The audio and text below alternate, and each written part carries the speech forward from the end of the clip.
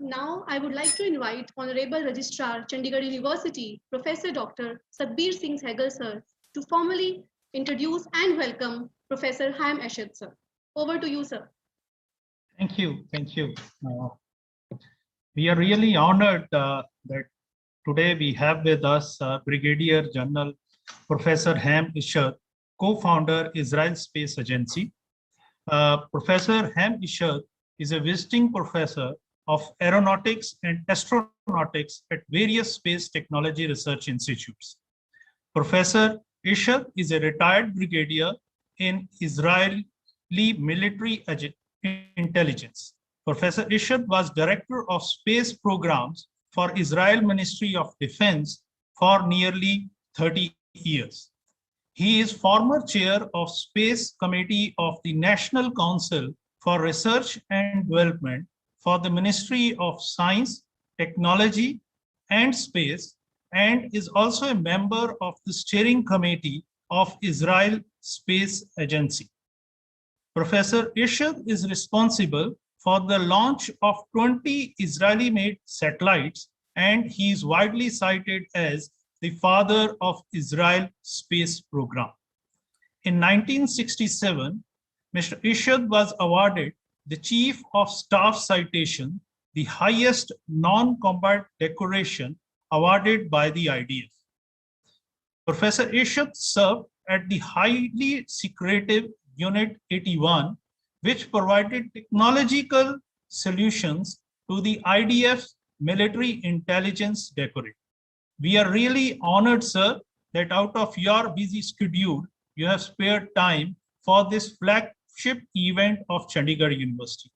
We are extremely thankful to you once again, sir, and we would be very keen to listen to your important message for the whole audience. Over to you, sir. Very much, sir, and good afternoon, distinguished colleagues, organizers, and dear students. I'm honored to participate in this mega technological event organized by Chandigarh University and the 9th ITC 2021. Also, I want to convey to you the blessing and creativity of Israel's space program with a long cooperation with India in space in different projects for over 2 decades and continuing with the 75 student satellite mission 2022. I'm Professor Eshad, former head of space defense in Israel, and as mentioned, former chairman of the new Space Committee of Israel Academy of Science. As we all feel now, the world today suffers from a severe variating pandemic that teaches us human beings an important lesson of humility and compassion for the other.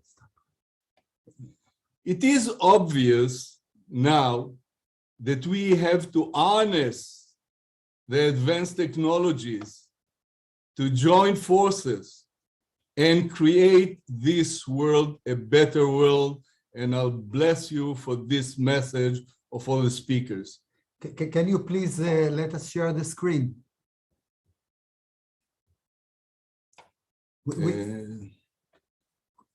Could you allow us to share the screen? Anshul, please make them the co-host. Mm-hmm. Okay. Oh, yeah. So just give us 1 minute. Sir. Okay.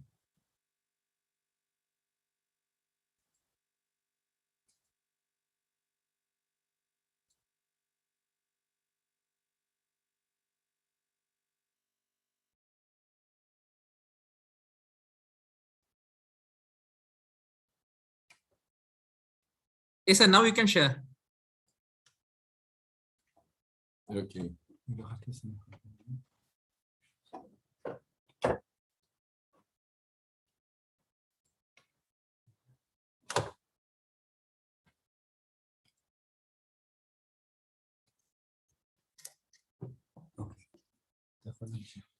So the world's grave situation and several phenomena beyond the physics known today reignites the human desire to better understand the deep wisdom of our ancestors, like in the Vedic writings and in the Bible, as was expressed in the past by Mahatma Gandhi and Albert Einstein, and also Professor Robert Oppenheimer, the head of the Manhattan Project. When the first atomic bomb exploded, he cited from the Bhagavad Gita, "I am death, destroyer of worlds." So space is now available, fortunately, to all of us, and Israel pioneered in the new space from the primary and secondary school to colleges and university like never before.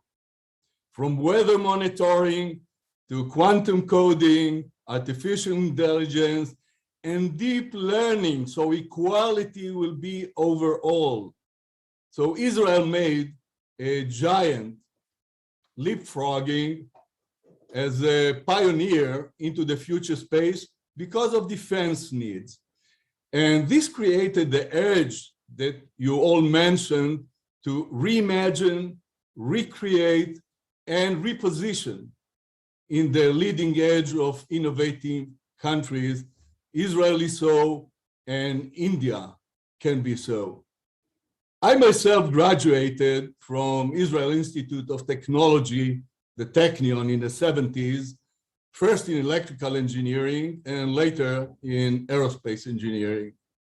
And I joined the Defense Skunk Works when Israel realized that technology, as you all mentioned, is a powerful locomotive. And I was lucky enough to complete my higher education in the United States, in Silicon Valley, when it took off in 1970s with Steve Jobs and Bill Gates, and I met them both. And last but not least, the Apollo effect and Apollo spirit. And we adopted their energies and ecosystem, which are basically based on 3 columns. First of all, you need a leader that is not only IQ, but also as emotional EQ for the people around him. Secondly, you need a team that is working together towards a target, not to an ego. And last but not least, you need to have the intelligence. Where does humanity stand in front of technology and take a step forward for a better world? So Israel's space program, in a nutshell, started, as I said, because of defense reason, when Sadat, president of Egypt, in November 77, came to Israel and proposed a peace treaty. And the basic demand was that we should take our forces out of the Sinai Peninsula. But as you see in the picture, Israel is very small. It's only the dark spot. It's only 22,000 square kilometers. And the Sinai Peninsula is 3-fold. So under a peace treaty, it was impossible to monitor the Sinai Desert with fighter aircraft taking remote sensing pictures. So the only solution that I could think of as chief scientist for the intelligence was to go to space. And that was not simple.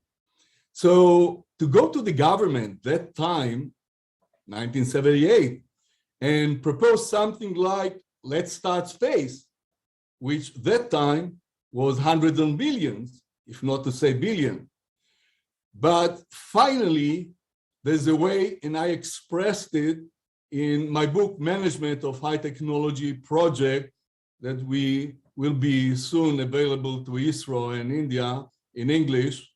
And if we look at it, how can we make your resources, and India has lots of technical resources, resources in technology, resources in research, in academia.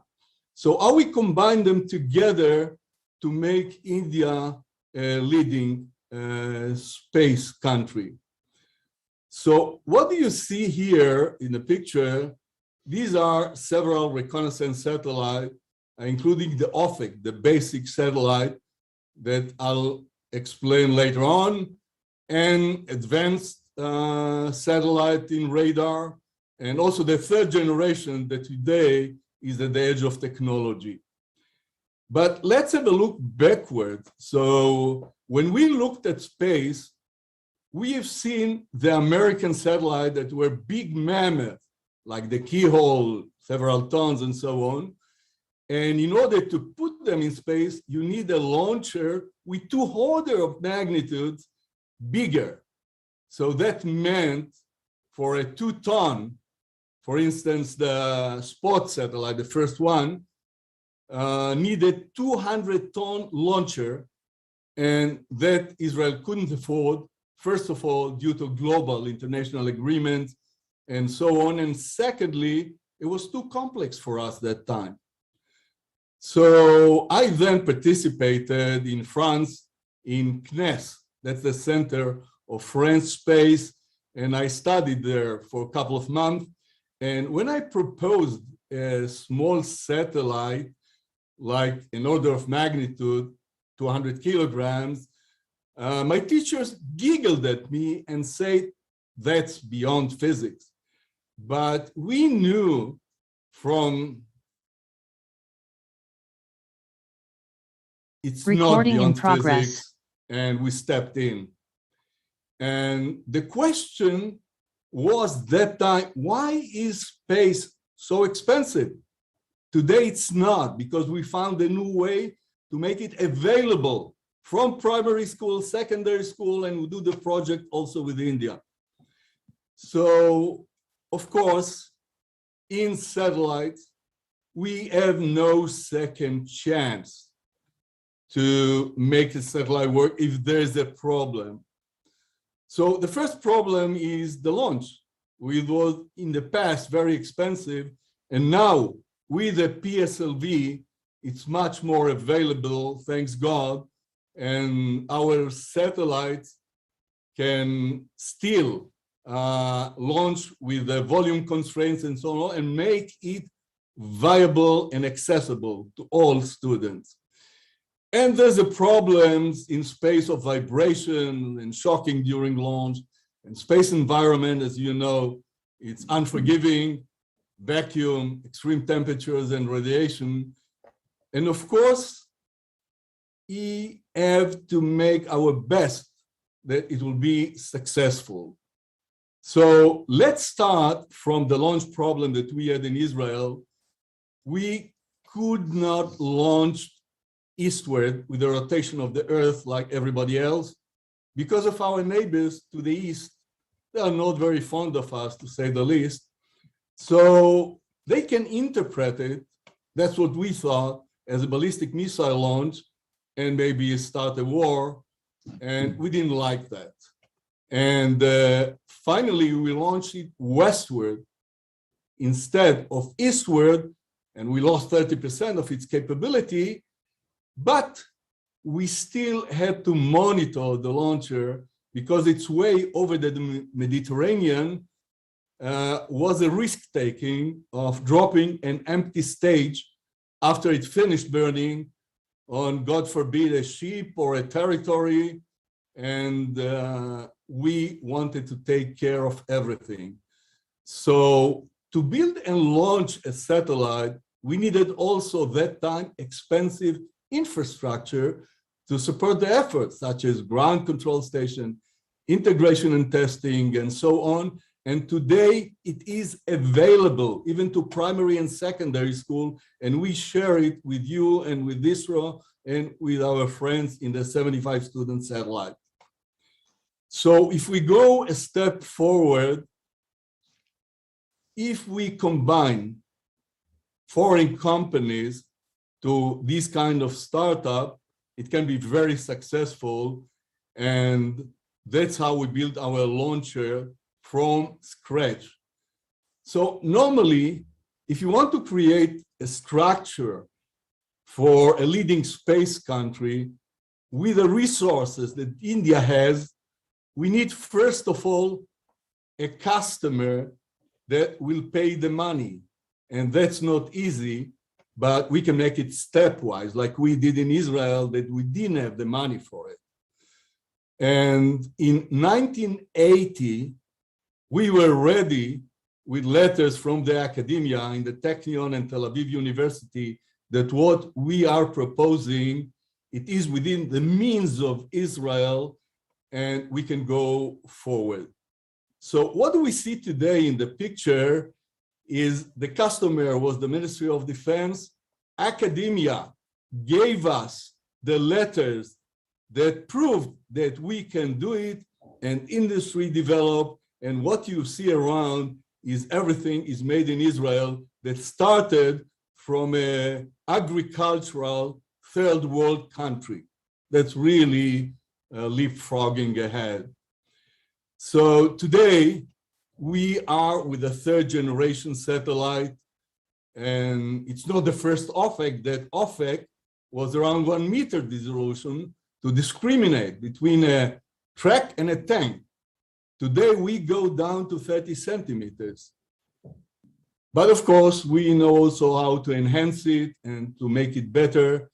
And it makes marvels. And I think ISRO knows it very well because we share project together and we cooperate in many things, and we are very happy with that. So next step after the mini satellite, the OFEC, which was only 200 kilograms, was to take the next step to smaller satellites, student satellite. And that's a microsatellite. And in this respect, Israel satellite, TechSat, was a student satellite that was built by students of the Technion, and it was first satellite that had 6 scientific experiments that all succeeded. It tested superconductivity, it had an X-ray detector, heavy particle detector, CCD cameras, and it was all students. Students did it. And the satellite finally entered the Book of Guinness as the longest lasting university satellite operating in space for full 20 years.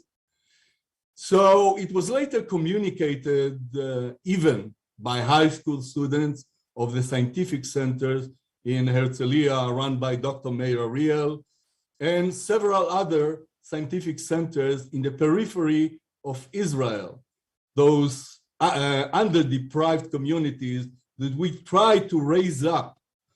So if we take a look at Israel Space Program, we can see that we develop diversity of satellites, from the communication satellite to the advanced OFEC to radar satellites, and that's everything from a basic agricultural country maybe 30, 40 years ago.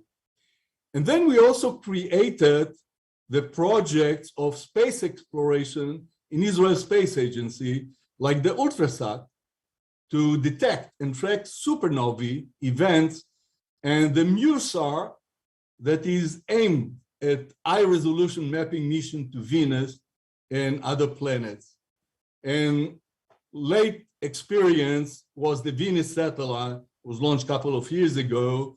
It was a little bit old technology, but today it monitors environment by detecting their special signature, and that's really, really something that contributes to our environment.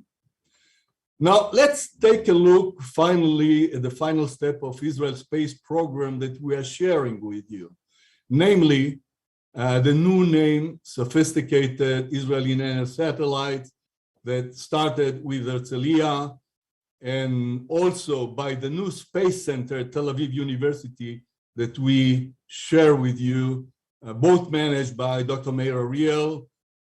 We see that program started with Dukifat-1, first nanosatellite in the world, developed by high school students.